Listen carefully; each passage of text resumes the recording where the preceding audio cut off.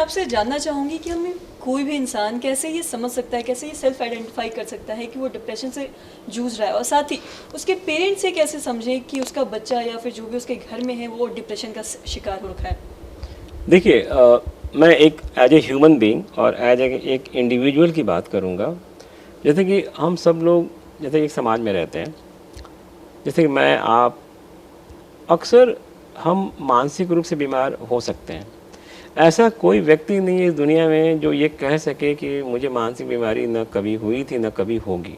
ठीक है, तो मानसिक बीमारी एक कड़वी सच्चाई है और डिप्रेशन एक सबसे कॉमन मेंटल इलनेस है जो हमें प्रभावित कर सकती है। अब डिप्रेशन या कोई भी जैसे एंग्जाइटी हमें हो तो सबसे पहले जैसे कि हमारा एक बॉडी होता है ना, एक सिग्नल देता है।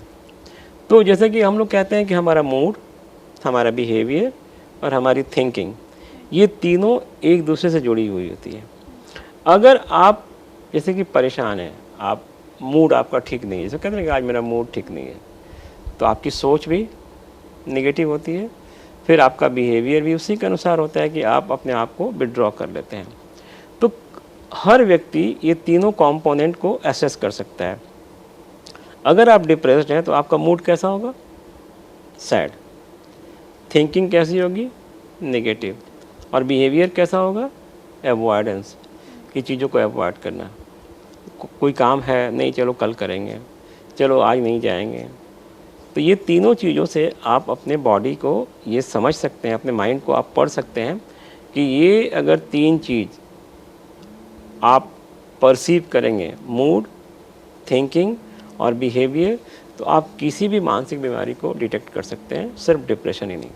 साथ ही पेरेंट्स कैसे समझे कि उनके घर में जो भी है या फिर बच्चे हैं या फिर कोई भी फैमिली है वो डिप्रेशन से गुजर रहे हैं, क्योंकि जैसा कि आपने बताया कि कुछ चीज़ें दिख जाती है लेकिन कुछ चीज़ें दिखती नहीं है, तो कैसे समझे पेरेंट्स?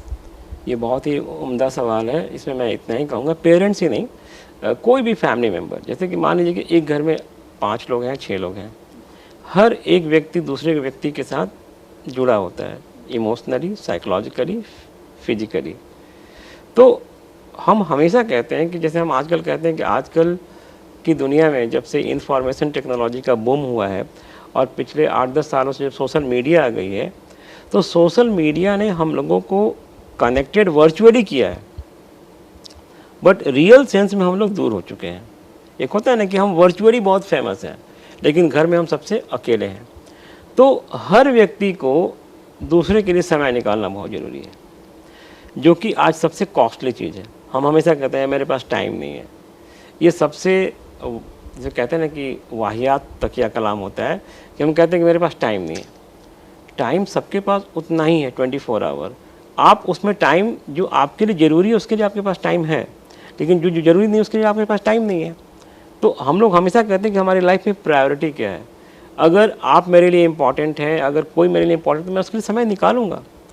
तो अगर आपको लगता है कि आपके घर में कोई व्यक्ति का व्यवहार या सोच या उसका मूड बेस लाइन जैसे जो नॉर्मल था उससे वो बदलता जा रहा है, तो आपको तुरंत अपने एंटीना खड़े करने होंगे कि देयर इज़ सम प्रॉब्लम।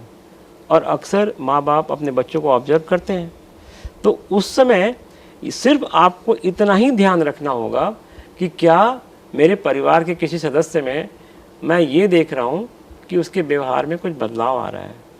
आजकल वो चुपचाप रहता है, आजकल वो उसका मैं देखता हूँ आंखें नहीं मिलाता है, आजकल वो बाथरूम में ज़्यादा टाइम व्यतीत कर रहा है, आजकल वो टेबल पर खाने नहीं आ रहा है, आजकल देखता हूँ कि उसकी हर चीज़ से डिसइंटरेस्ट हो गई है, हमेशा छोटी छोटी बातों पे गुस्सा करता है, हमेशा कभी कभी रोने लगता है।